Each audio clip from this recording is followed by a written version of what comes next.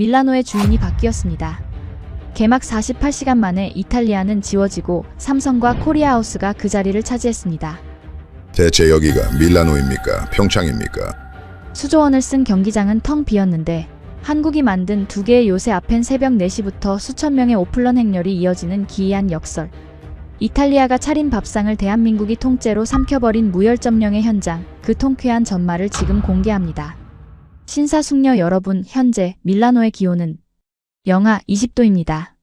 기장인 저도 제 눈을 의심했지만 계기판은 거짓말을 하지 않는군요. 부디 살아서 나가시길 빕니다. 기장에 농담 섞인 안내 방송이 나올 때만 해도 승객들은 그저 웃어넘겼습니다. 이탈리아 사람들은 농담도 참 유난스럽게 하네 라고 생각했죠. 런던에서 출발할 때만 해도 제 기분은 구름 위를 걷는 것 같았거든요. 전쟁터가 아닌 낭만과 에스프레소의 도시로 떠나는 포상 휴가 같은 출장이라 믿었으니까요. 하지만 비행기 문이 열리고 탑승교로 발을 내디딘 순간 그 웃음기는 싹 사라지고 말았습니다. 숨을 들이켜자마자 폐가 얼어붙는 것 같더군요. 이건 그냥 추운 게 아니었어요. 마치 거대한 냉동창고 문을 활짝 열어젖힌 듯한 살을 애는 듯한 칼바람이 공항 건물 틈새로 파고들고 있었습니다. 낭만의 도시? 아니요, 그곳은 거대한 얼음 지옥의 입구였습니다. 뭐야, 난방 안 틀었어? 여기저기서 불평이 터져나오기 시작했습니다. 저는 옷깃을 여미며 입국 심사대로 향했습니다. 그런데 말입니다.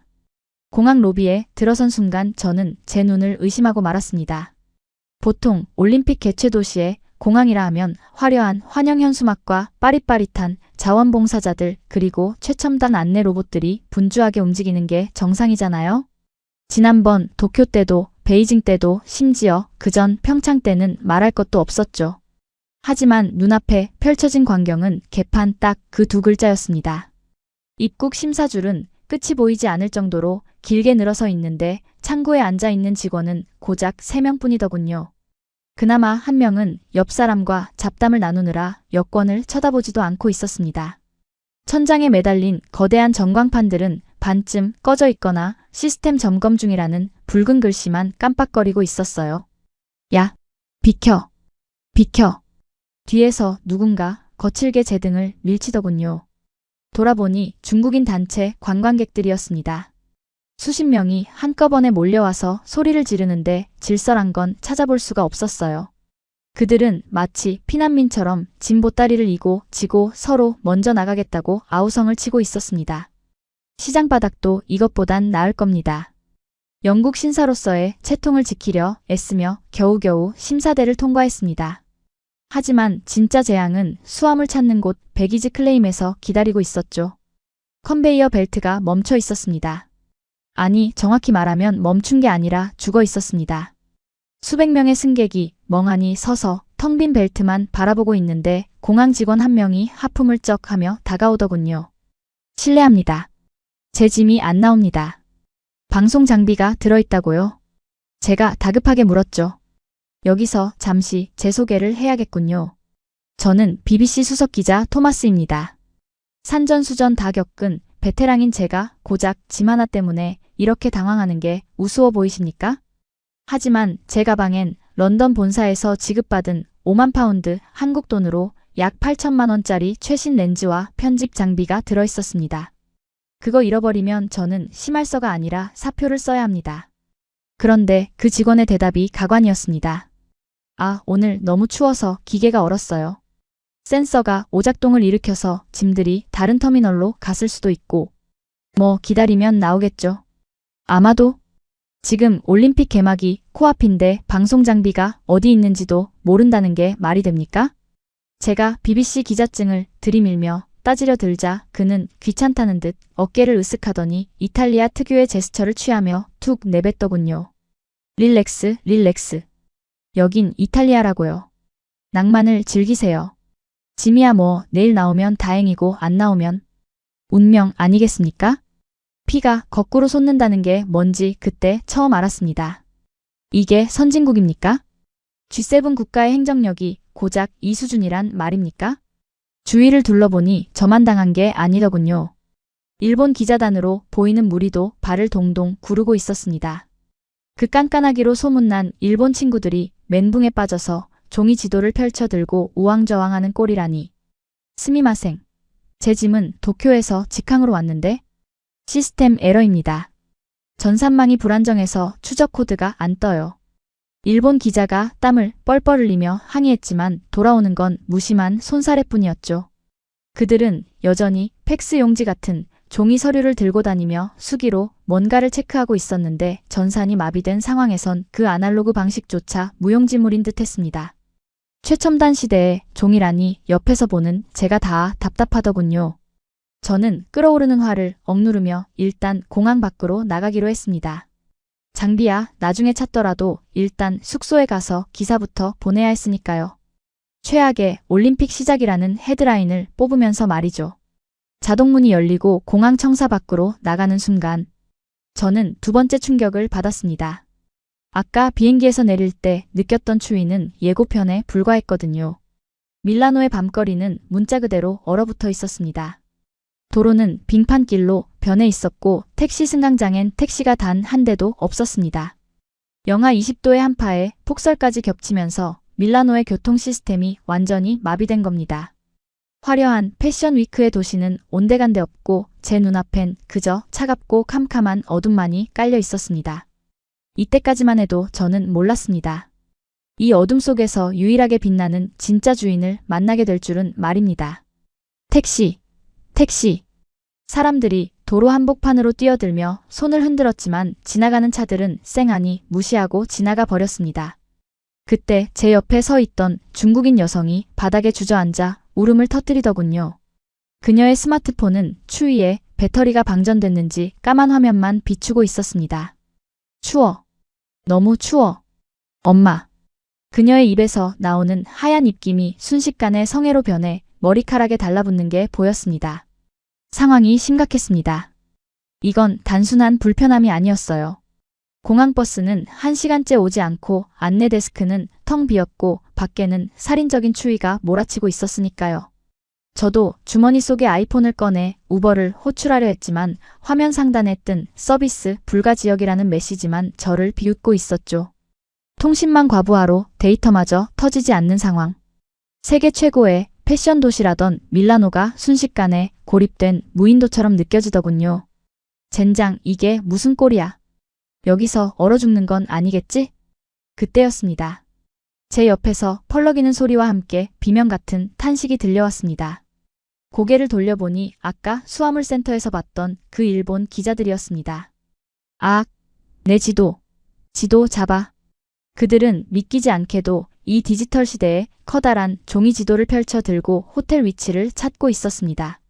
장인 정신인지 아날로그 고집인지 모르겠지만 그 종이 지도가 밀라노의 칼바람을 버틸 리가 있겠습니까? 북북 찢어지는 소리와 함께 지도는 허공으로 날아가 버렸고 일본 기자들은 마치 나라라도 잃은 사람처럼 망연자실한 표정으로 어둠 속을 응시하더군요. 배터리. 보조 배터리 있는 사람 없습니까? 그들 중 리더로 보이는 중년 남자가 다급하게 외쳤습니다. 손에 들린 건 일본이 자랑하는 최신형 소니 엑스페리아 폰이었는데 영하 20도에 추위를 견디지 못하고 전원이 뚝 꺼져버린 겁니다. 세계 최고의 전자대국이라 자부하던 일본의 기술력이 고작 자연의 추위 앞에서 맥없이 무릎 꿇는 꼴이라니. 속으로 비웃음이 나왔지만 남을 비웃을 처지가 아니었습니다. 제 아이폰 배터리 잔량도 어느새 15%를 가리키며 붉게 깜빡이고 있었으니까요. 우리는 마치 난파선에서 탈출한 조난자들처럼 서로의 눈치만 살피고 있었습니다. 그때 저 멀리서 낡은 셔틀버스 한 대가 덜덜거리며 다가왔습니다. 밀라노 올림픽 공식 셔틀이라는 스티커가 붙어 있었지만 그 모습은 폐차장에서 막 꺼내온 고철 덩어리 같았죠. 끼익! 버스가 멈추자마자 문이 열렸고 질서는 순식간에 무너졌습니다. 아까까지 레이디 퍼스트를 외치던 유럽 신사들도 예의 바른 척하던 일본인들도 너나 할 것 없이 문 쪽으로 쇄도했거든요. 비켜. 내가 먼저야. 밀지 마. 사람 죽는 꼴 보고 싶어? 아수라장이었습니다. 저는 그 북새통 틈에 끼어 짐짝처럼 버스 안으로 밀려 들어갔습니다. 하지만 버스 내부는 바깥보다 나을 게 하나도 없었습니다. 히터가 고장났는지 찬바람이 숭숭 들어왔고 좌석은 찢어져 있었으며 무엇보다 운전기사의 태도가 절망적이었습니다. 영어 안 돼요. 이탈리어만 해요. 그는 영어를 한마디도 못했습니다. 승객들이 호텔 이름을 외치며 어디로 가냐고 물어도 그는 그저 어깨만 으쓱하며 엑셀을 밟을 뿐이었죠. 불안감이 엄습했습니다. 이 버스가 우리를 호텔로 데려다 줄지 아니면 엉뚱한 곳에 버려둘지 아무도 모르는 상황이었으니까요. 창밖으로 스쳐 지나가는 밀라노 시내의 풍경은 더욱 처참했습니다. 가로등은 절반 이상이 꺼져 있었고 길가에는 고장난 차들이 흉물처럼 방치되어 있었습니다. 이게 정말 G7 국가 이탈리아가 맞나 싶을 정도로 도시는 기능을 잃어가고 있었습니다. 그렇게 30분쯤 달렸을까요? 갑자기 버스가 쿨럭거리더니 도로 한복판에 멈춰 섰습니다. 뭐야? 왜 멈춰? 설마 고장난 거야? 운전기사가 머리를 긁적이며 자리에서 일어나더니 이탈리아어로 뭐라 소리치고는 문을 열어버리더군요. 눈치 빠른 승객 하나가 통역 앱을 돌려보더니 사색이 되어 외쳤습니다. 엔진 과열이랍니다. 여기서 다 내리래요. 젠장. 욕설이 튀어나왔습니다. 영하 20도의 허허벌판에 우리를 버리고 가겠다니요. 하지만 기사는 이미 담배를 물고 버스 밖으로 나가버린 뒤였습니다. 항의할 힘도 없었습니다. 우리는 도살장에 끌려가는 소들처럼 터덜터덜 버스에서 내렸습니다. 여기가 어딘지도 모르는 낯선 거리. 주변엔 문을 연 가게 하나 없고 오직 매서운 눈보라만 휘몰아치고 있었습니다. 일본 기자단은 서로 껴안고 추위를 견디고 있었고 중국인 관광객들은 캐리어 위에 앉아 망연자실해 있었죠. 저 역시 손가락 끝 감각이 사라져가는 걸 느끼며 공포에 질려 있었습니다. BBC 수석 기자가 밀라노 길바닥에서 객사했다는 뉴스가 나가겠군. 자조 섞인 한숨을 내쉬며 고개를 들던 바로 그 순간이었습니다. 제 눈에 믿을 수 없는 데이터. 아니 믿을 수 없는 빛이 포착되었습니다. 칠흑 같은 어둠 속 저 앞 사거리 모퉁이에 유일하게 전기가 들어오는 구역이 있었습니다. 아니 단순히 전기가 들어오는 수준이 아니었습니다. 마치 SF 영화에 나오는 미래 도시의 입구처럼 세련된 LED 조명이 은은하게 빛나고 있었고 그 위로 홀로그램 같은 푸른색 로고가 뱅글뱅글 돌고 있었습니다. 그리고 그 빛을 따라 길게 늘어선 사람들의 행렬이 보였습니다. 저게 뭐지? 추위에 굳어버린 입술을 떼며 중얼거렸습니다. 처음엔 환각을 보는 줄 알았습니다. 저 체온증이 오면 헛것이 보인다더니 내가 드디어 미친 건가 싶었죠. 하지만 옆에 있던 일본 기자들도 시끄럽던 중국인들도 모두 입을 다물고 한 곳을 응시하고 있었습니다. 그곳은 이 죽어버린 도시에서 유일하게 살아 숨쉬는 완벽하게 통제된 이질적인 공간이었습니다. 그리고 바람결에 실려온 냄새. 차가운 눈 냄새 사이로 기묘할 정도로 고소하고 따뜻한 기름 냄새? 아니 이건 분명 음식 냄새였습니다. 본능이 이성을 지배하기 시작했습니다. 저곳에 가면 살 수 있다. 저곳에 가면 답이 있다. 저는 얼어붙은 다리를 질질 끌며 그 빛을 향해 한 걸음씩 다가갔습니다. 그리고 그곳의 정체가 드러나는 순간 저는 인정하고 싶지 않은 패배감을 맛봐야 했습니다. 제 눈앞에 선명하게 박힌 글자. 삼성 갤럭시 스튜디오. 그리고 그 옆에 나란히 붙은 현판. 팀 코리아하우스. 아, 여기서도 너희들이냐? 저도 모르게 헛웃음이 터져나왔습니다. 런던의 피카딜리 서커스에서도 뉴욕의 타임스퀘어에서도 지겹도록 봐왔던 그 이름. 하지만 오늘만큼은 그 이름이 지겨운 광고판이 아니라 마치 성경 속에 나오는 구원의 방주처럼 보였다면 제가 너무 과장하는 걸까요? 아니요. 그건 과장이 아니었습니다. 왜냐하면 그 유리문 너머로 보이는 풍경은 바깥 세상과는 차원이 다른 문명 그 자체였으니까요. 유리문 하나를 사이에 두고 바깥은 빙하기의 원시림이고 안쪽은 22세기의 우주정거장 같았다면 이해하시겠습니까? 저는 홀린 듯이 그 빛을 향해 걸어갔습니다. 가까이 다가가니 이미 그곳엔 눈치 빠른 이탈리아 현지 대학생들과 유럽 기자들이 장사진을 치고 있더군요. 이봐요. 밀지 마세요. 그때 뒤따라온 중국인 단체 관광객들이 습관처럼 몸으로 밀고 들어오려 했습니다. 아수라장이 벌어지나 싶어 눈살을 찌푸렸죠. 하지만 제 예상은 보기 좋게 빗나갔습니다. 입구에 서 있던 매끈한 은색 키오스크 기둥이 붉은 빛을 띠더니 단호한 기계음이 울려 퍼졌거든요. 비정상적인 접근이 감지되었습니다. 대기열 뒤로 이동해 주십시오. 놀랍게도 유창한 중국어 안내 방송이었습니다. 그들이 멈칫하는 사이 바닥에 투사된 레이저 가이드라인이 그들을 대기열 맨 뒤쪽으로 강제 이동시켰습니다. 고성도 몸싸움도 없었습니다. 마치 게임 속 NPC를 제어하듯 시스템이 너희는 틀렸다고 점잖게 꾸짖었을 뿐이었죠. 그제야 질서가 잡히더군요.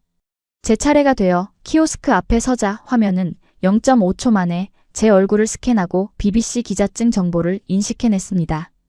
이탈리아 서버는 다 뻗었는데 이들은 대체 무슨 수로 데이터를 확보한 걸까요?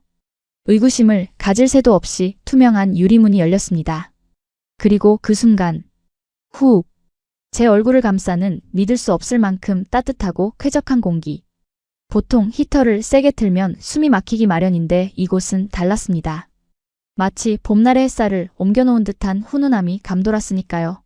무엇보다 충격적인 건 발바닥에서 느껴지는 열기였습니다. 차가운 대리석 바닥의 유럽과는 차원이 다른 신발 밑창을 뚫고 올라오는 묵직한 온기. 나중에 알게 된 사실이지만 이게 바로 한국인들이 자랑하는 온돌 시스템을 임시 건물 바닥에 깔아버린 거라더군요. 영하 20도의 허허벌판 위에 찜질방을 지어놓은 셈입니다. 코리아하우스에 오신 것을 환영합니다. 상념에 잠겨있는 제 앞으로 자율주행 로봇이 다가와 웰컴 드링크를 건넸습니다. 얼음이 가득 담긴 아이스 아메리카노. 바깥은 동사 직전인데 로비의 한국 스태프들은 반팔 차림으로 얼음 음료를 마시고 있었습니다. 이건 단순한 온도 조절이 아니라 우리는 날씨 따위 신경 쓰지 않는다는 기술적 오만함 그 자체였죠. 저는 로비를 둘러보다가 더 기이한 광경을 목격했습니다. 실례합니다. 폰이 먹통이라 친구랑 연락이 안 되는데요. 배터리가 나간 아이폰을 든 이탈리아 여성이 울먹이자 안내 데스크의 한국 직원은 덤덤하게 자신의 Z 플립을 꺼내 들었습니다. 문제 없습니다. 여기에 대고 말씀하세요. 직원이 한국어로 말하자 폰에서 즉시 이탈리아어가 흘러나왔습니다. 여성의 말을 실시간으로 알아들은 직원은 벽면의 대형 스크린을 조작하더군요.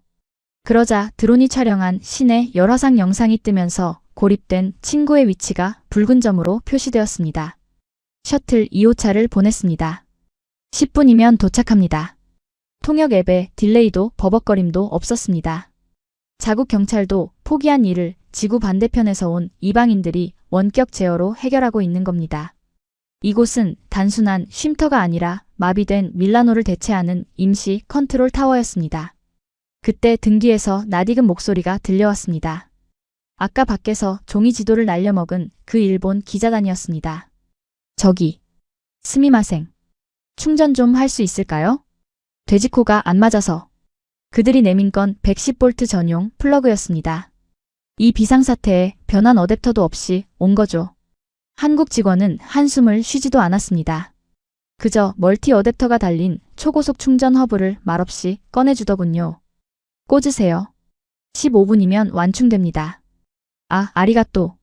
기술 강국이라 자부하던 일본이 한국의 충전기 하나에 90도로 허리를 숙이는 순간 그 굴욕적인 역전의 현장을 보며 저는 빈 테이블에 앉았습니다. 테이블 위에 아이폰을 올려두기만 했는데 지잉 하고 무선 충전이 시작되더군요. 케이블조차 필요 없는 세상이라니. 가서 좀 먹어요. 옆자리 한국 기자가 턱짓으로 가리킨 곳엔 푸드스테이션이 있었습니다. 알싸한 마늘향과 고소한 치킨 냄새가 제 후각을 강타했습니다. 미슐랭 레스토랑보다 더 위대해 보이는 냄새였죠. 기자 및 관계자 무료. 무료? 이 난세에 식량을 푼다고요? 떨리는 손으로 키오스크에서 치킨과 라면을 주문하자마자 3분 만에 김이 펄펄 나는 요리가 나왔습니다. 이탈리아에선 파스타 하나에 30분을 기다려야 하는데 이들은 컵라면 물 끓는 시간에 요리를 내놓은 겁니다. 이 미친 속도, 압도적인 효율. 후루룩. 뜨거운 국물이 들어가자 얼어붙었던 내장이 녹아내리며 눈물이 핑 돌더군요. 창밖에는 여전히 사람들이 추위에 떨며 문 닫힌 상점을 두드리고 있는데 이 유리벽 안쪽은 완벽하게 통제된 유토피아였습니다. 저는 입가에 묻은 양념을 닦으며 생각했습니다. 이탈리아는 낭만을 팔았지만 한국은 생존을 파는구나. 그리고 지금 우리에게 필요한 건 낭만이 아니라 바로 이 빌어먹게 완벽한 시스템이었습니다. 하지만 이것조차 시작에 불과했습니다. 진짜 쇼는 아직 시작되지도 않았으니까요. 저는 젓가락을 내려놓으며 거친 숨을 몰아쉬었습니다. 입안에는 여전히 알싸한 마늘치킨의 잔향이 감돌고 있었고 뱃속은 뜨거운 국물 덕분에 난로를 삼킨 듯 훈훈했지만 제 머릿속은 정반대로 차갑게 식어가고 있었습니다. 아니, 정확히 말하면 빙글빙글 돌고 있었죠. 이게 말이 되나? 저는 넥타이 매듭을 거칠게 잡아당겨 느슨하게 풀었습니다.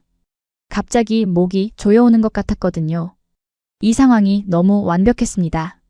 너무 쾌적했고 너무 조용했고 너무 빨랐습니다. 그래서 비현실적이었습니다. 상식적으로 생각해 보십시오. 바깥은 영하 20도입니다. 이탈리아의 국가 전력망이 셧다운되었고 도로가 마비되었습니다.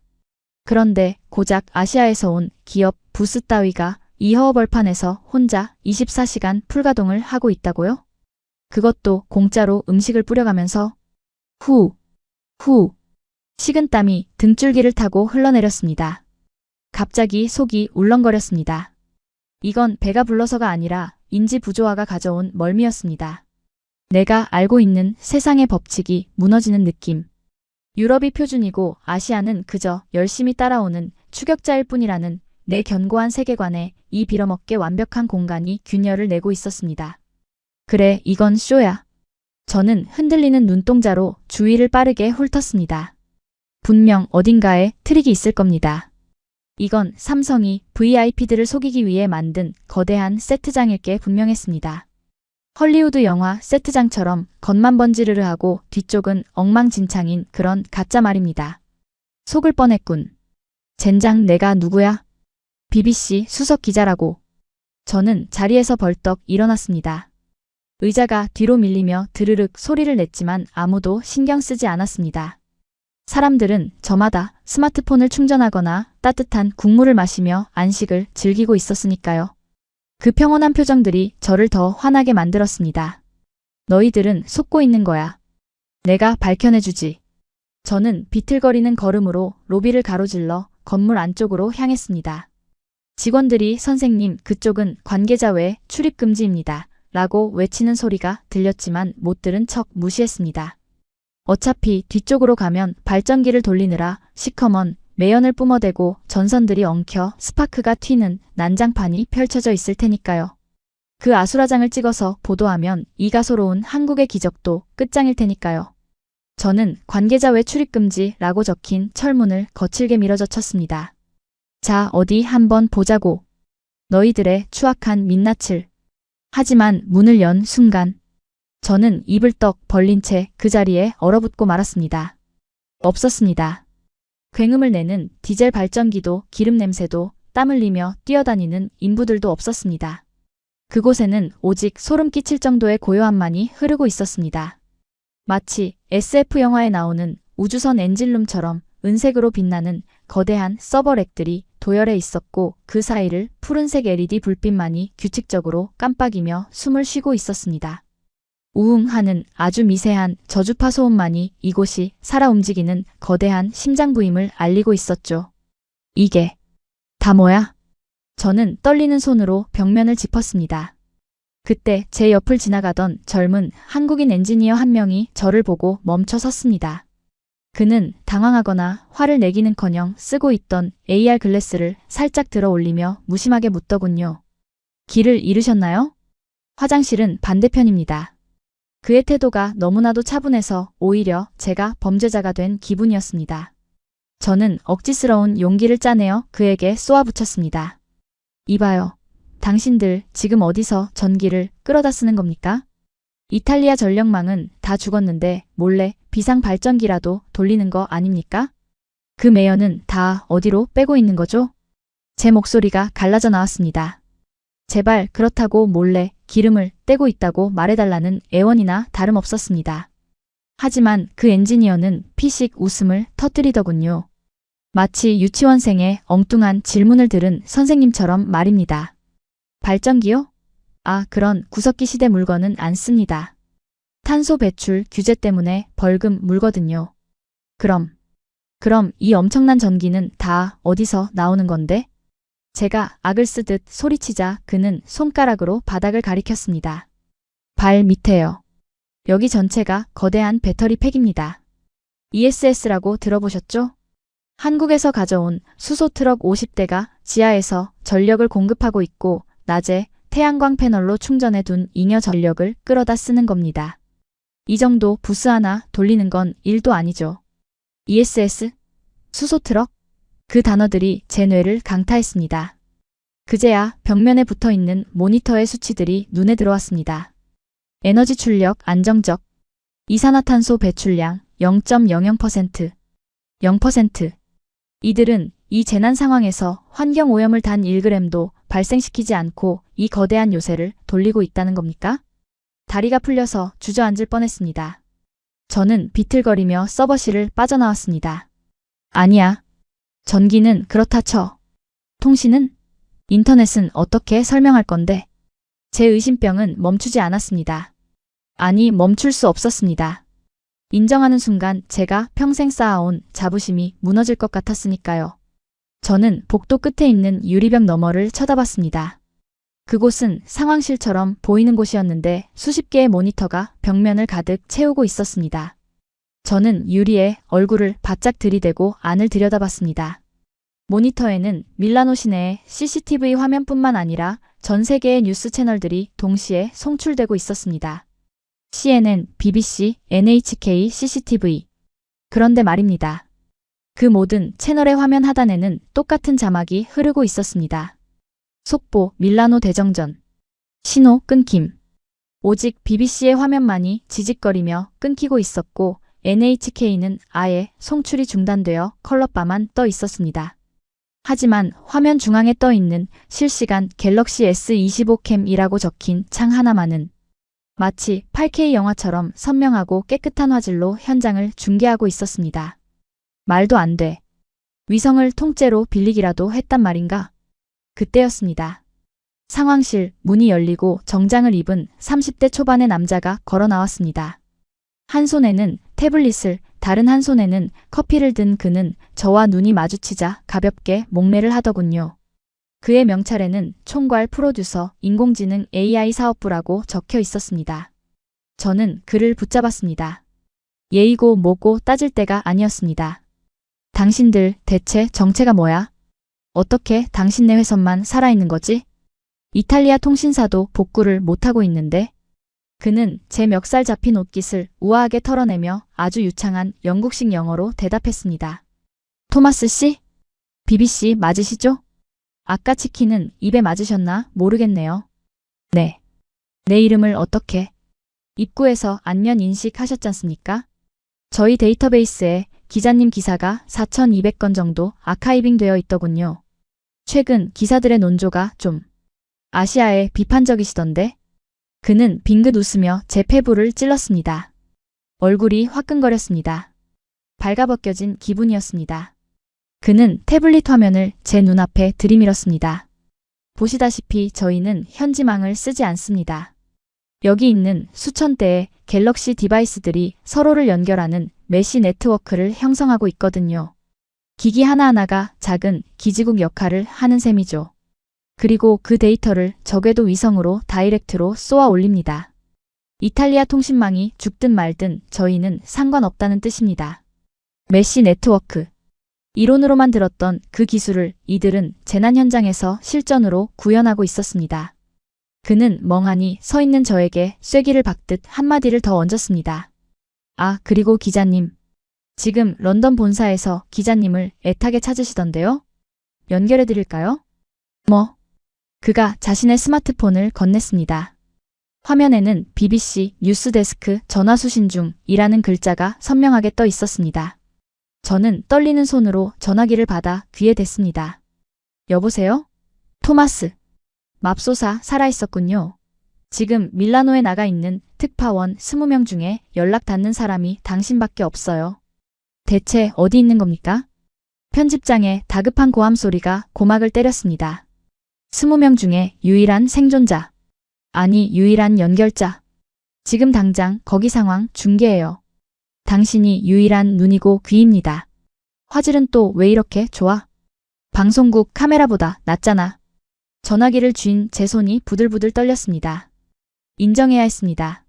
내가 부정하고 의심하고 깎아내리려 했던 이들이 지금 나를, 아니 BBC를 구하고 있다는 사실을요. 하지만 제 자존심은 아직 완전히 백기를 들지 못했습니다. 운이 좋았을 뿐이야. 그래, 기술 좀 좋은 건 인정해. 하지만 저는 전화를 끊고 다시 그 젊은 팀장을 노려보았습니다. 뭔가 꼬투리를 잡아야 했습니다. 이 완벽함 속에 숨겨진 인간미 없는 차가움이라도 찾아내야 제 구겨진 자존심이 펴질 것 같았습니다. 기술은 좋군요. 인정합니다. 하지만 이 올림픽은 축제입니다. 당신네 기계들은 너무 차가워요. 여기엔 이탈리아가 가진 감성이 없잖습니까? 온통 로봇에 AI에 삭막하기 짝이 없군요. 제가 내뱉고도 유치한 변명이었습니다. 하지만 그 팀장은 이번에도 화를 내지 않았습니다. 오히려 측은하다는 눈빛으로 저를 바라보며 손가락으로 로비 한가운데를 가리키더군요. 감성이요? 저걸 보고도 그런 말이 나오십니까? 저는 그가 가리키는 곳을 돌아보았습니다. 그리고 그 순간 저는 할 말을 잃고 말았습니다. 로비 한가운데에 놓인 대형 디지털 캔버스. 그 앞에서 한 백발의 노신사가 울고 있었습니다. 그는 낡은 코트를 입은 이탈리아 할아버지였는데 화면 속에 떠 있는 누군가와 영상통화를 하고 있었습니다. 화면 속의 상대방은 병원 침대에 누워있는 할머니였습니다. 아마도 추위 때문에 병원으로 이송된 모양인데 통신이 끊겨 생사를 모르다가 여기서 연결이 된 것 같았습니다. 할아버지는 이탈리아어로 사랑한다고 미안하다고 울먹이고 있었고 그 옆에 서 있는 한국인 알바생, 아니 자원봉사자가 할아버지의 손을 꼭 잡고 자신의 스마트폰으로 두 사람의 대화를 실시간으로 통역해주고 있었습니다. 할머니가 걱정하지 말래요. 따뜻한 데 있어서 다행이라고. 사랑한다고 하시네요. 한국인 청년이 서툰 이탈리아어로 하지만 진심을 다해 전해주자 할아버지는 청년을 끌어안고 오열했습니다. 그 주변에 있던 다른 외국인들도 심지어 그 시끄럽던 중국인들조차 그 모습을 보며 눈시울을 붉히고 있었습니다. 차가운 기계? 삭막한 기술? 아니요. 그곳에는 제가 평생 본 적 없는 가장 뜨겁고 인간적인 기술의 온도가 흐르고 있었습니다. 최첨단 AI가 가장 원초적인 인간의 사랑을 이어주고 있었습니다. 가장 차가운 디지털이 가장 따뜻한 아날로그의 감정을 지켜내고 있었습니다. 저는 풀린 넥타이를 다시 조일 생각도 하지 못한 채 그 자리에 못 박힌 듯 서 있었습니다. 머릿속에서 쨍 하고 무언가 깨지는 소리가 들렸습니다. 그건 제 낡은 편견이 산산조각 나는 소리였습니다. 이들은 단순히 기계를 파는 장사꾼이 아니었습니다. 이들은 기적을 설계하는 사람들이었습니다. 아! 깊은 탄식이 제 입에서 흘러나왔습니다. 패배였습니다. 변명의 여지가 없는 완벽하고도 아름다운 패배. 하지만 제 기자의 본능은 아직 죽지 않았는지 손은 벌써 카메라 셔터를 누르고 있더군요. 이 말도 안 되는 패배의 기록을 남겨야 했으니까요.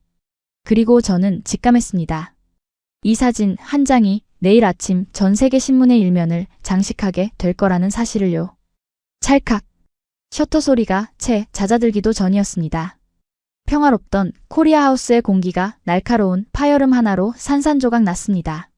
쾅! 유리문이 부서질 듯 거칠게 열리며 찬 바람과 함께 불청객들이 들이닥쳤습니다. 마치 점령군의 장교라도 된 듯 위압적인 구두소리. 하지만 그들의 행색은 위험과는 거리가 멀었습니다.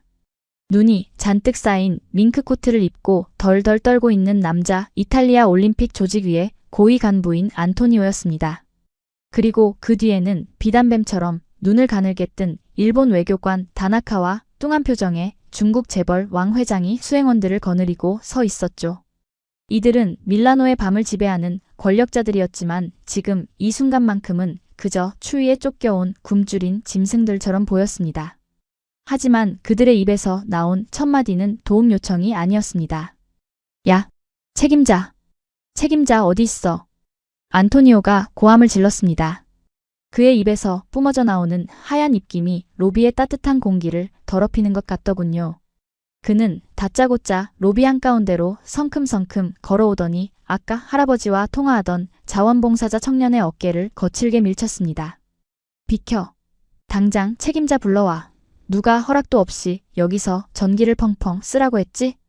순간 로비에 정적이 흘렀습니다. 라면을 먹던 기자들도 충전하던 관광객들도 모두 동작을 멈추고 그를 쳐다보았습니다. 안토니오는 그 시선을 즐기기라도 하듯 턱을 치켜들며 소리치더군요.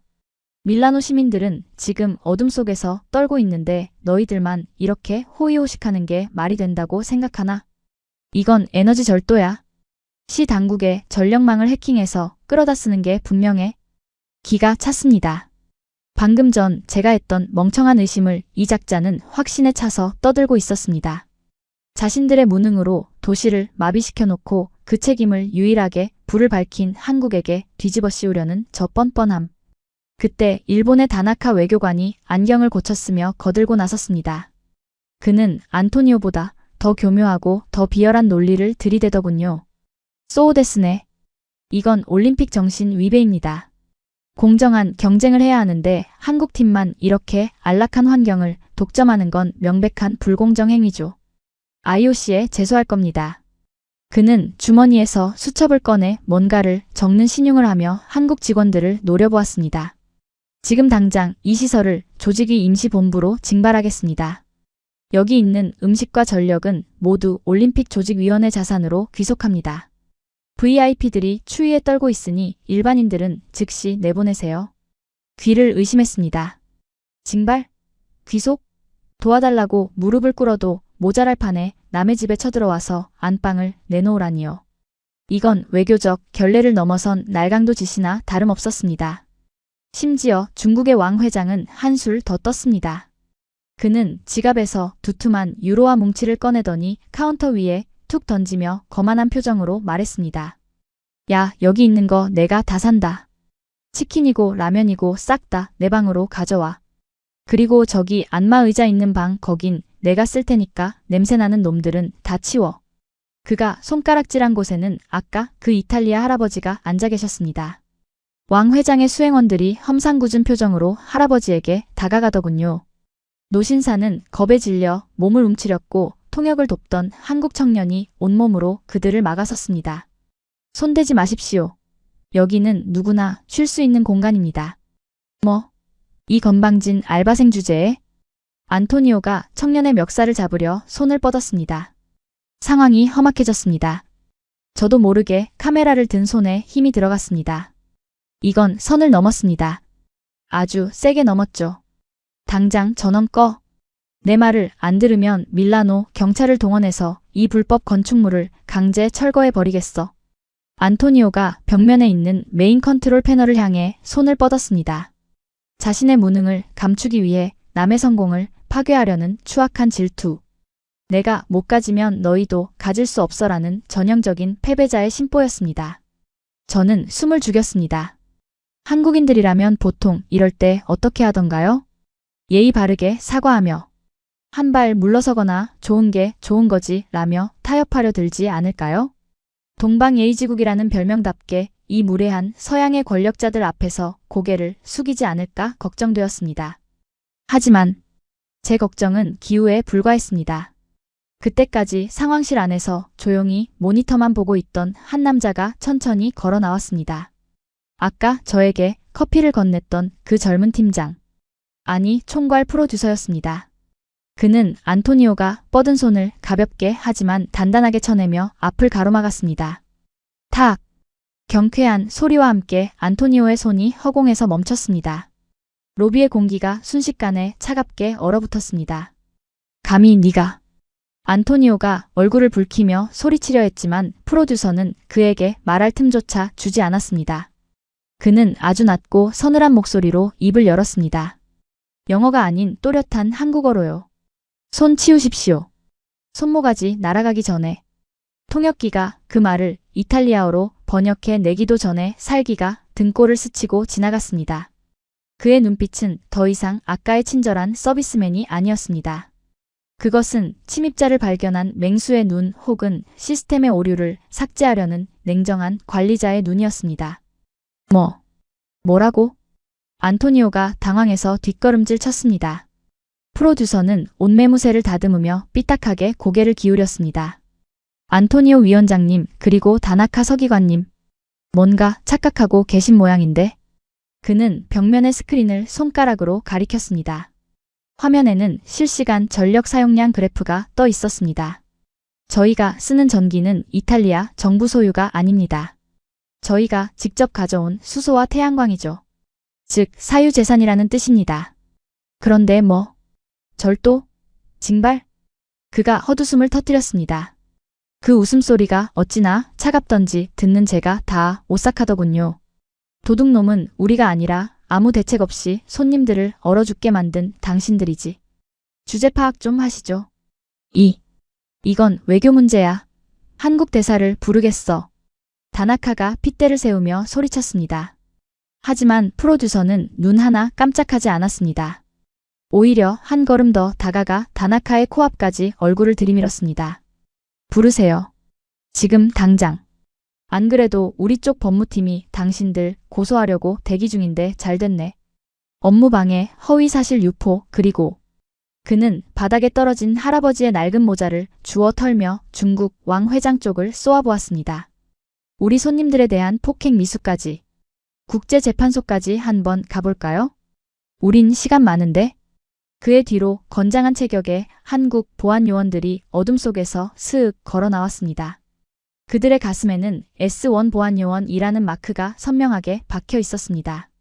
단순한 경비원이 아니었습니다. 특수부대 출신 같은 절제된 살기를 뿜어내는 진짜 전문가들이었죠. 나가주십시오. 셋셀 동안 안 나가면 불법 침입자로 간주하고 물리력을 행사하겠습니다. 하나. 프로듀서가 카운트다운을 시작했습니다. 그 목소리에는 일말의 망설임도 없었습니다. 협상은 없다. 타협도 없다. 오직 원칙과 힘에 의한 참교육만이 있을 뿐이라는 선전포고였습니다. 안토니오의 얼굴이 시뻘겋게 달아올랐습니다. 자존심은 상하는데 덤벼들자니 저 보안 요원들의 기세가 너무 무서웠을 겁니다. 그는 씩씩거리는 숨소리만 내뱉으며 어쩔 줄 몰라 했습니다. 이 건방진. 두고 보자. 내일 아침이면 너희는 밀라노에서 추방이야. 그는 마지막 자존심을 챙기려는 듯 악담을 퍼부었습니다. 하지만 그 순간 프로듀서가 날린 마지막 한마디가 그들의 멘탈을 완전히 가루로 만들어 버렸습니다. 그리고 한 가지 더. 프로듀서가 주머니에서 스마트폰을 꺼내 흔들어 보였습니다. 화면에는 라이브 방송 중이라는 빨간색 아이콘이 깜빡거리고 있었습니다. 방금 하신 말씀들 전 세계 500만 명한테 생중계됐거든요. 유튜브 댓글 반응이 아주 뜨겁네요. 이탈리아의 수치 일본의 몰락이라나 뭐라나? 그들의 얼굴이 사색이 되었습니다. 안토니오는 허겁지겁 주머니를 뒤져 스마트폰을 꺼내려 했지만 손이 떨려 바닥에 떨어뜨리고 말았습니다. 왕 회장은 황급히 코트로 얼굴을 가렸고 다나카는 다리가 풀려 비틀거렸습니다. 이들은 몰랐던 겁니다. 한국이라는 나라가 전 국민이 파파라치이자 특파원인 디지털 초강대국이라는 사실을, 그리고 이 공간 자체가 24시간 깨어있는 거대한 방송국이라는 사실을 말입니다. 카운트다운이 이어졌습니다. 이제 그들에게 남은 선택지는 하나뿐이었습니다. 망신을 당하고 쫓겨나느냐 아니면 개처럼 끌려나가느냐. 저는 카메라, 뷰파인더 너머로 그 통쾌한 굴욕의 순간을 지켜보며 저도 모르게 입꼬리가 올라가는 것을 느꼈습니다. 그래, 이거지. 이게 바로 한국 맛이지. 하지만 이게 끝이 아니었습니다. 이들은 아직 한국이 숨겨둔 진짜 무기를 맛보지 못했으니까요. 단순한 망신으로 끝날 거라 생각했다면 큰 오산이었습니다. 프로듀서의 눈이 사냥감을 앞에 둔 맹수처럼 번뜩였습니다. 그는 카운트다운을 멈추고 무전기에 대고 짧게 명령을 내렸습니다. 전체 채널 개방해. 그리고 블랙리스트 프로토콜 가동. 그 명령이 떨어지자마자 로비의 조명이 붉은색으로 바뀌며 비상 알림음이 울려 퍼졌습니다. 그건 단순한 경고가 아니었습니다. 이 오만한 빌런들에게 내려지는 잔혹하고도 철저한 디지털 사형 선고였습니다. 위잉 척 소름 끼치는 기계음과 함께 로비의 입구와 창문 위로 투명하지만 단단한 방탄 폴리카보네이트 셔터가 내려오기 시작했습니다.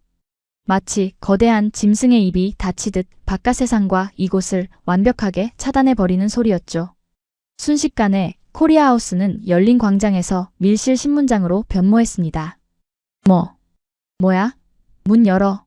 감금할 셈이야?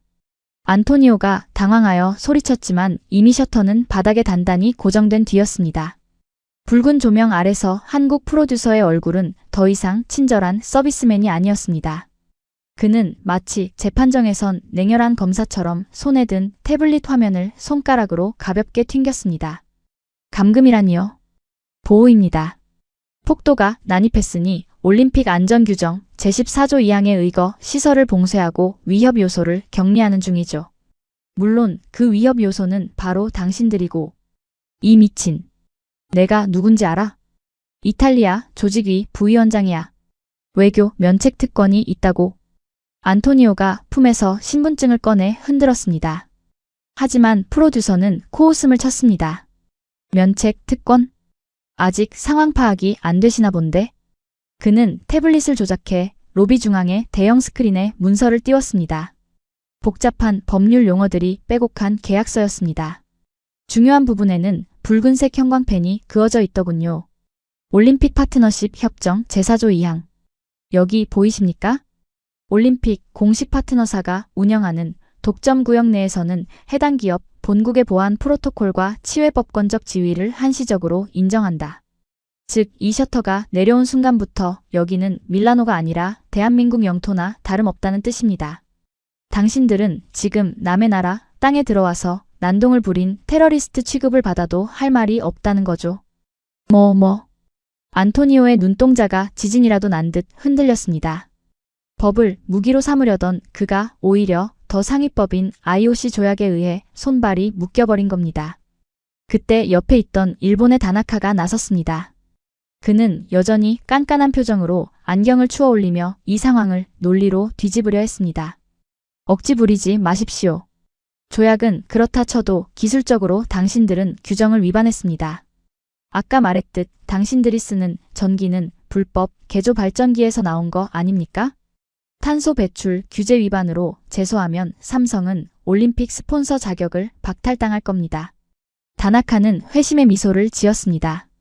환경 문제는 유럽에서 가장 민감한 이슈니까요. 이걸 건드리면 한국도 꼼짝 못할 거라 믿은 겁니다. 하지만 프로듀서는 마치 기다렸다는 듯 또 다른 화면을 띄웠습니다. 아, 탄소 배출? 다나카 씨, 이거 한번 보시죠. 스크린이 반으로 갈라지며 좌우에 비교 데이터가 떴습니다. 왼쪽은 팀 코리아하우스, 오른쪽은 일본하우스였습니다. 현재 시각 기준 우리 코리아하우스의 탄소 배출량은 0.00kg입니다. 수소, 연료 전지와 태양광, ESS를 썼으니까요. 그런데 당신네 일본하우스는 어떨까요? 화면 속 일본하우스 데이터가 붉은색으로 전멸하기 시작했습니다. 일본하우스 심각한 경고. 디젤 발전기 가동 중 이산화탄소 배출량 시간당 450kg. 당신들 지금 숙소 뒤편에서 몰래 낡은 디젤 발전기 돌리고 있더군요. 그것도 10년 넘은 구형 모델을. 검은 연기가 아주 장관이던데. 위성으로 찍은 열화상 카메라에 딱 걸렸습니다. 화면에 드론이 찍은 일본 숙소 뒷마당 영상이 재생되었습니다. 시커먼 매연을 뿜어내는 발전기와 그 옆에서 마스크를 쓰고 콜록거리는 일본 스태프들의 모습이 적나라하게 드러났죠. 다나카의 얼굴이 흑빛으로 변했습니다. 친환경 올림픽을 표방한다면서 뒤로는 몰래 매연을 뿜어대고 있었던 이중성이 전 세계에 까발려진 겁니다. 이건 조작입니다. 딥페이크야. 조작? 그럼 이 데이터도 조작일까요? 프로듀서가 손가락을 튕기자 이번엔 더 충격적인 숫자가 떴습니다. 전력 효율 한국 98.5%, AI 스마트 전력망 일본 42.1%, 아날로그 손실. 우리는 AI가 실시간으로 전력량을 조절해서 낭비를 0으로 만듭니다. 반면 당신들은 전선이 노후화돼서 전기의 절반이 땅으로 새고 있네요. 기술 격차가 50년은 나는 것 같은데 감히 누구 앞에서 기술 위반을 논합니까? 다나카는 입을 뻐끔거렸지만 아무 말도 하지 못했습니다. 아날로그 제국이 디지털 제국 앞에서 발가벗겨지는 순간이었습니다. 그는 분을 이기지 못해 들고 있던 수첩을 바닥에 내동댕이 쳤지만 그 모습조차 너무나 초라해 보였습니다. 이제 남은 건 돈으로 모든 걸 해결하려던 중국의 왕 회장이었습니다. 그는 상황이 불리하게 돌아가자 험상궂은 표정으로 품에서 위성 전화를 꺼내 들었습니다. 시끄러워. 법이고 기술이고 다 필요 없어. 네, 변호사단 부르고 경호팀 50명 풀어서 여기 다 부숴버리겠어. 내가 누군지 알아? 내 말 한마디면 너희 주식 휴지 조각으로 만들 수 있어.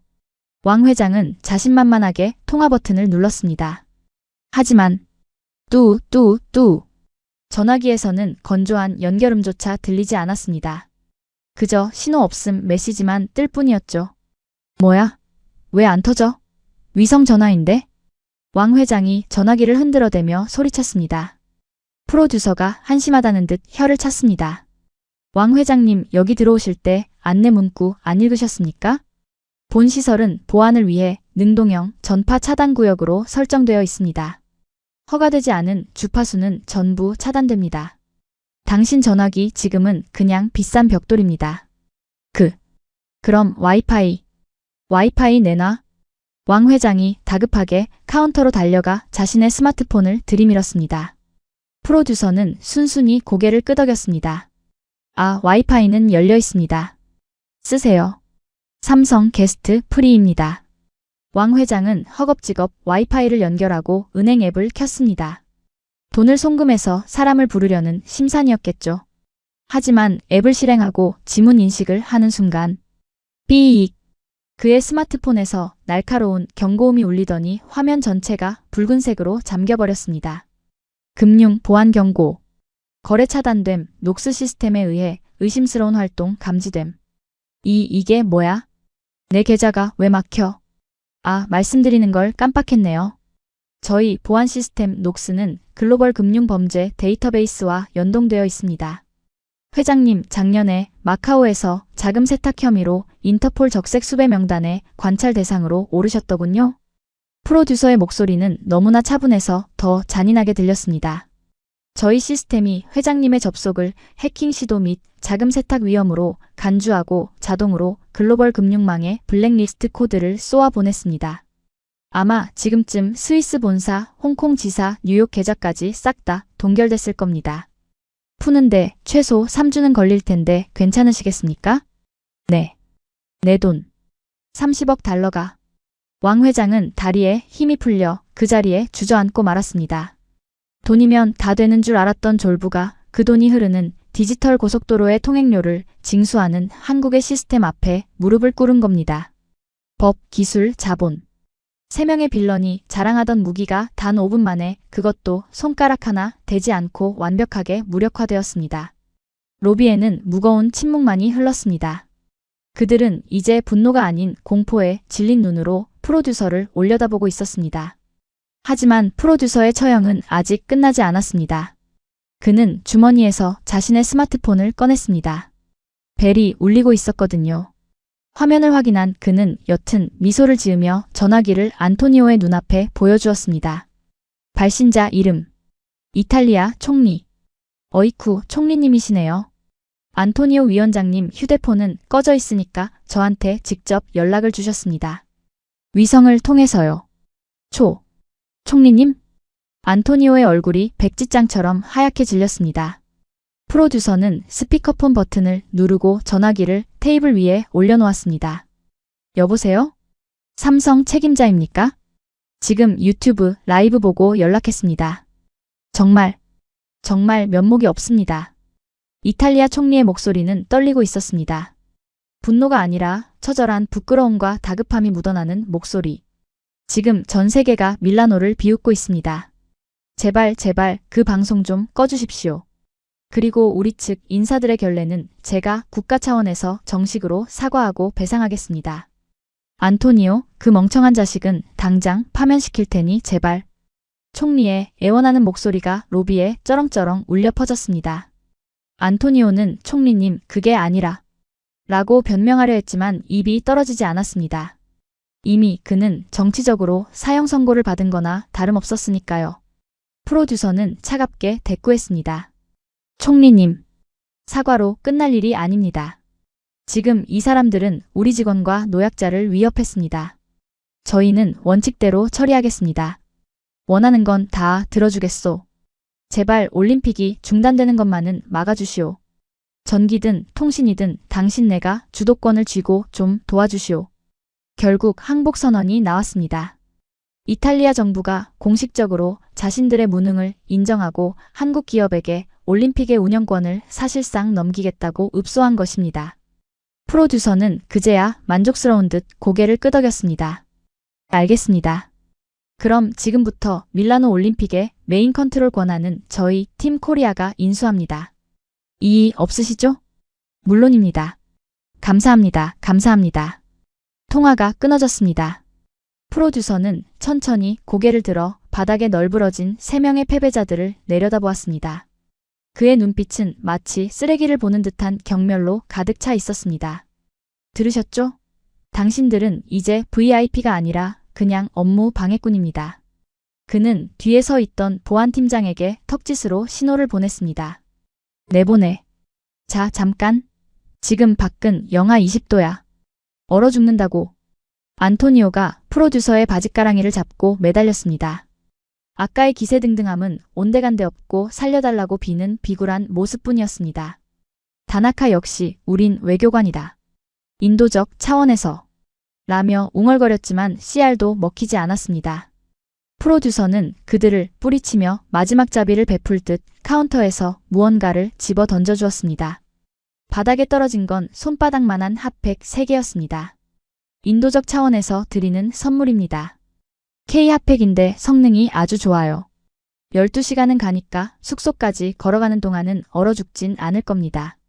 물론 숙소 난방이 될지는 모르겠지만 이 악마 같은 놈들. 악마? 아니지. 프로듀서는 셔터 버튼을 누르며 빙긋 웃었습니다. 우린 그냥 매뉴얼대로 하는 겁니다. 자, 안녕히 가세요. 위잉 척. 셔터가 다시 올라갔습니다. 매서운 눈보라가 안으로 휘몰아쳤습니다. 보안 요원들은 짐짝을 다루듯 그들을 밖으로 질질 끌어냈습니다. 안 돼.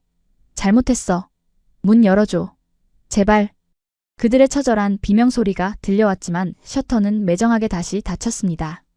쾅. 외부와의 차단. 그리고 완벽한 정적. 로비 안에 있던 모든 사람들이 숨을 죽이고 그 광경을 지켜보았습니다. 단순한 쫓겨남이 아니었습니다. 그것은 구시대의 권력이 신시대의 권력에 의해 완벽하게 축출되는 역사적인 순간이었습니다.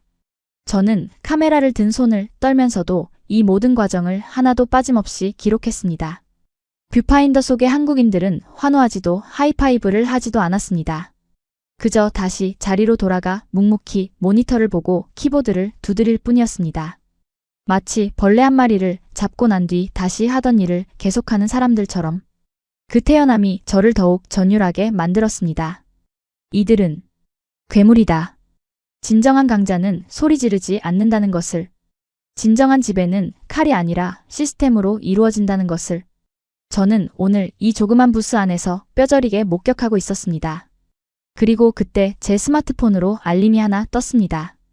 밀라노 시청에서 보낸 긴급 재난 문자가 아니었습니다. 그것은 이 도시의 새로운 주인이 누구인지 알리는 초대장이었습니다. 딩동. 제 스마트폰 화면에 뜬 메시지는 올림픽 조직위원회 명의가 아니었습니다. 놀랍게도 IOC 위원장실에서 발송한 긴급 공지였습니다. 공지 공식 갈라 디너 장소 변경. 변경 전 리츠칼튼 밀라노 호텔, 변경 후 코리아하우스 VIP 벙커 구역. 변경 사유 보안 및 필수 서비스, 전기, 난방 등 제공 불가. 저는 헛웃음을 터뜨리고 말았습니다. 수백 년 전통의 리츠칼튼 호텔이 고작 지어진 지 일주일 된 한국의 조립식 건물에게 밀려난 겁니다. 이유는 단순했습니다. 호텔은 난방도 조명도 요리도 안 되니까요. 세계 최고의 VIP들이 촛불 켜고 찬 샌드위치를 먹을 수는 없지 않겠습니까? 결국 이렇게 되는군. 저는 코트를 챙겨 입고 잠시 로비 밖 상황을 체크하러 나갔습니다. 방금 쫓겨난 그 빌런 3인방이 어떻게 되었는지 확인하고 싶었거든요. 일종의 확인 사살이랄까요?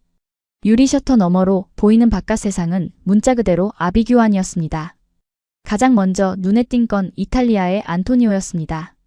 그는 코리아하우스 앞에서 불과 50m도 못 가 주저앉아 있었습니다. 아니, 정확히 말하면 체포당하고 있었죠. 삐뽀삐뽀. 어디선가 나타난 이탈리아 경찰차 2대가 눈보라를 뚫고 도착해 있었습니다.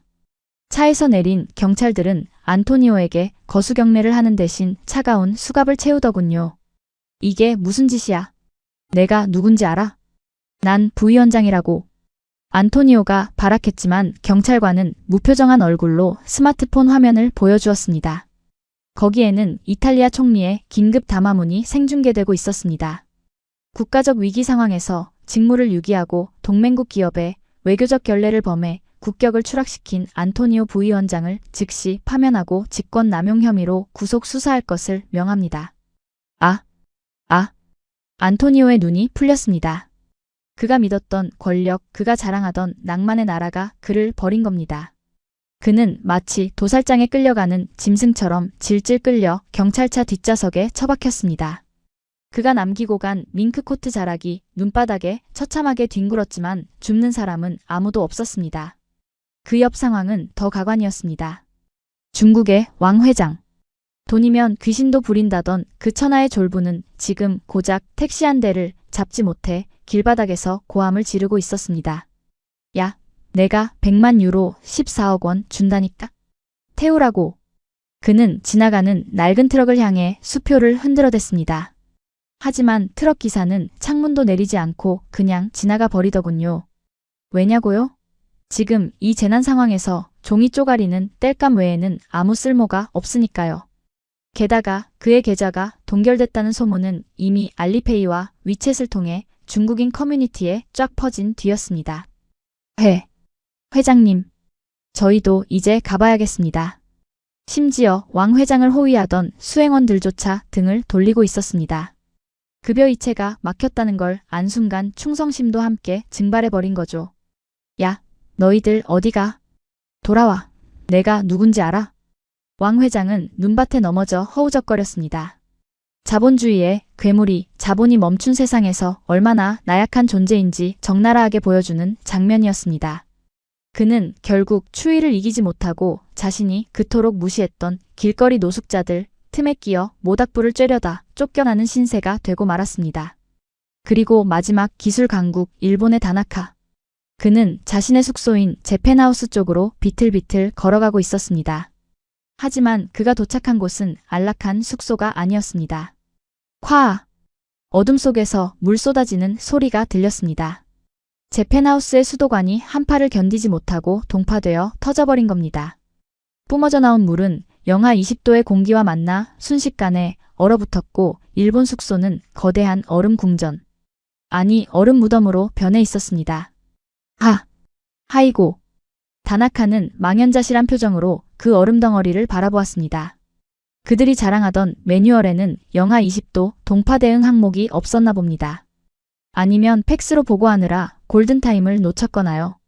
숙소 안에서 일본 스태프들이 젖은 이불을 뒤집어 쓰고 뛰쳐나오는 모습이 보였습니다. 다나카 상. 발전기도 멈췄습니다. 디젤유가 얼었어요. 매뉴얼 가져와. 다나카가 소리쳤지만 돌아온 대답은 절망적이었습니다. 매뉴얼이 젖어서 펴지지가 않습니다. 아날로그의 종말이었습니다. 종이와 잉크, 도장과 팩스에 의존하던 그들의 시스템은 자연재해라는 물리적 타격 앞에서 휴지 조각처럼 찍혀나갔습니다. 다나카는 무릎을 꿇고 눈물을 흘렸지만 그 눈물마저 뺨 위에서 얼어붙어 버렸습니다. 쯧쯧. 그러게 왜 건드리길. 저는 혀를 차며 고개를 돌렸습니다. 그들을 동정할 마음은 눈꼽만큼도 들지 않았습니다. 자업자득. 그 오래된 진리를 눈앞에서 확인했을 뿐이었으니까요. 저는 다시 따뜻한 코리아하우스 안으로 발길을 돌렸습니다. 귀빈 전용 안전지대라 적힌 구역으로 들어서자 바깥의 지옥도와는 정반대인 천국이 펼쳐졌습니다. 그곳은 이미 전 세계 권력의 중심지로 변해 있었습니다. IOC 위원장, 헐리우드 톱스타, 각국 대사들, 그리고 글로벌 기업 CEO들이 한자리에 모여 있었습니다. 원래대로라면 턱시도와 드레스를 입고 우아하게 샴페인을 마셔야 할 사람들이었지만 이곳의 풍경은 사뭇 달랐습니다. 오, 이 치킨 정말 놀라운데? 프랑스 명품 그룹 회장이 손에 양념치킨을 들고 엄지손가락을 치켜세우고 있었습니다. 그 옆에는 미국 국무장관이 넥타이를 풀고 한국식 폭탄주 제조법을 배우며 박장대소하고 있었죠. 테이블 위에는 캐비어와 푸아그라 대신 갓 튀긴 치킨과 뜨끈한 어묵탕 그리고 김이 모락모락 나는 떡볶이가 놓여 있었습니다. 이탈리아 셰프들이 덜덜 떨며 칼질을 멈춘 사이 한국의 K푸드 트럭 팀이 밀라노의 미식 문화를 점령해 버린 겁니다. 한국을 위하여 여기저기서 건배사가 터져나왔습니다. 하지만 이 파티의 진짜 주인공은 음식이 아니었습니다. 홀 중앙에 설치된 거대한 상황판. 모든 VIP들의 시선이 그곳에 꽂혀 있었습니다. 밀라노 전력망 복구 프로젝트. 운영 삼성물산 앤 현대엔지니어링 상태 45% 복구 완료. 화면에는 한국의 엔지니어들이 드론과 로봇을 이용해 이탈리아의 노후화된 전선들을 실시간으로 수리하는 장면이 중계되고 있었습니다.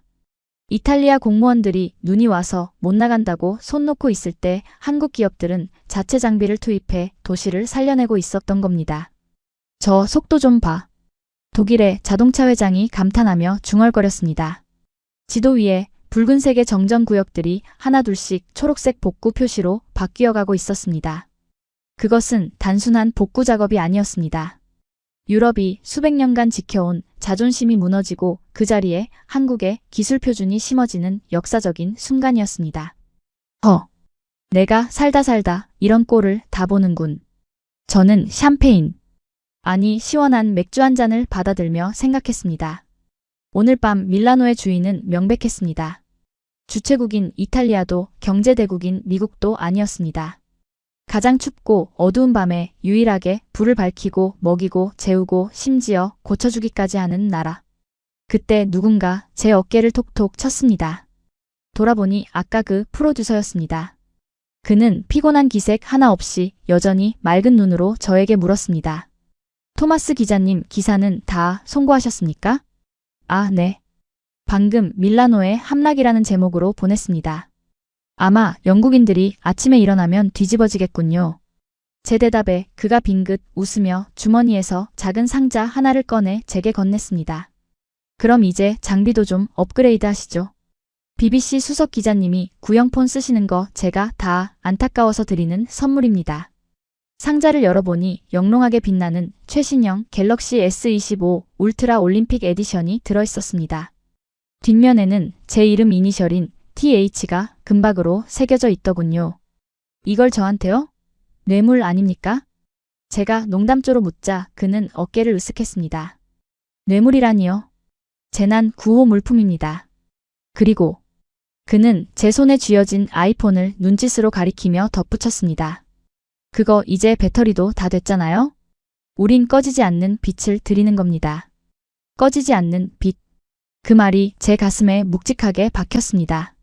저는 잠시 망설이다가 주머니에서 배터리가 방전되어 까만 화면만 보여주는 아이폰을 꺼냈습니다.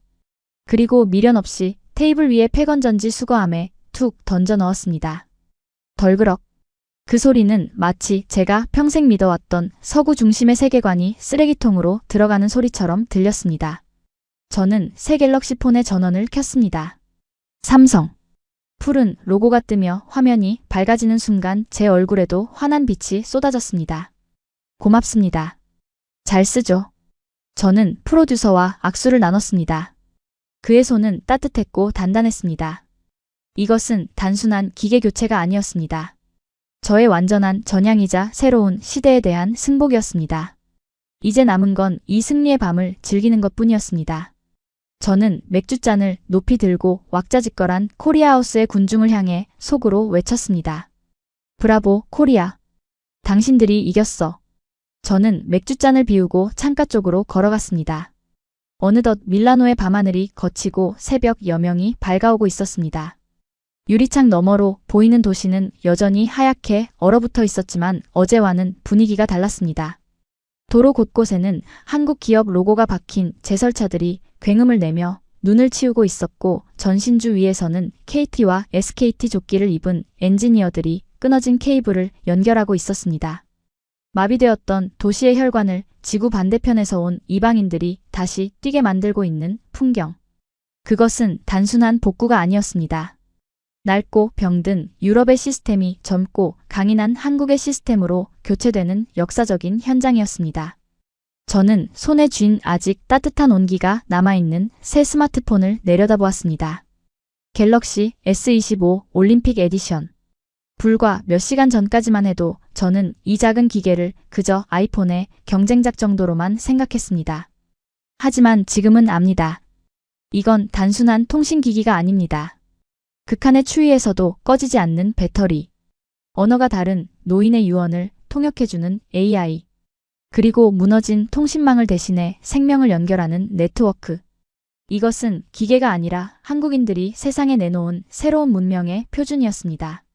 문득 로비 한 구석에서 쪽잠을 자고 있는 한국인 스태프들이 눈에 들어왔습니다.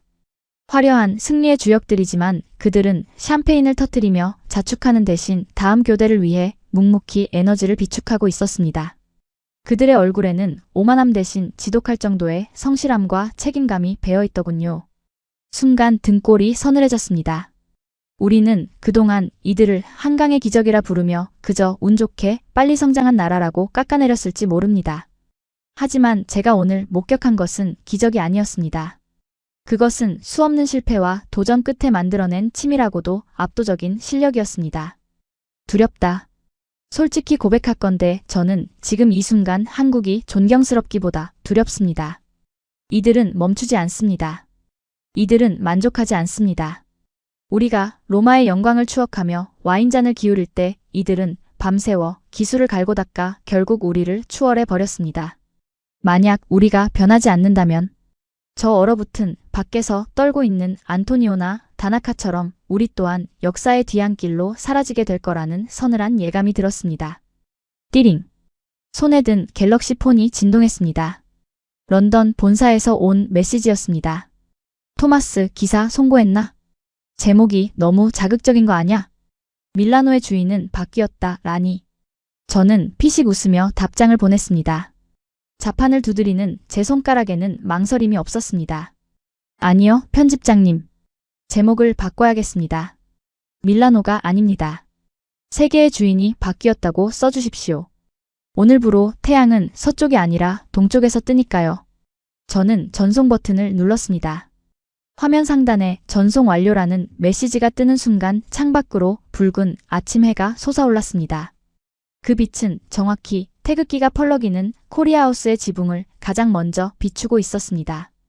2026년 2월의 어느 차가운 아침. 낭만의 도시는 얼어붙었지만 그 폐허 위에서 대한민국이라는 뜨거운 불꽃은 그 어느 때보다 찬란하게 타오르고 있었습니다. 이곳은 더 이상 밀라노가 아닙니다. 이곳은 이미 작은 대한민국입니다. 자, 오늘 들려드린 밀라노의 무혈점령 이야기 어떠셨습니까? 여러분이 지금 누리고 있는 이 평범한 일상, 따뜻한 방과 터지는 와이파이, 그리고 안전한 치안. 어쩌면 우리는 너무 당연해서 잊고 살았는지도 모릅니다. 하지만 세계가 위기에 처했을 때 그 당연한 것들을 지켜내는 힘이 바로 대한민국의 진짜 국격이라는 사실을 오늘 이 이야기가 증명하지 않았나 싶습니다. 해외에 나가면 누구나 애국자가 된다고 하죠? 하지만 이제는 애국자를 넘어 자부심을 가지셔도 좋습니다. 당신이 대한민국 국민이라는 그 사실 하나만으로도 당신은 이미 세계가 부러워하는 미래를 살고 계신 거니까요. 가슴 뜨거워지셨다면 구독과 좋아요 한 번씩 시원하게 눌러주시고요. 저는 다음에도 전 세계를 깜짝 놀라게 할 더 짜릿하고 통쾌한 대한민국 소식으로 찾아오겠습니다. 지금까지 감동 띵동이었습니다.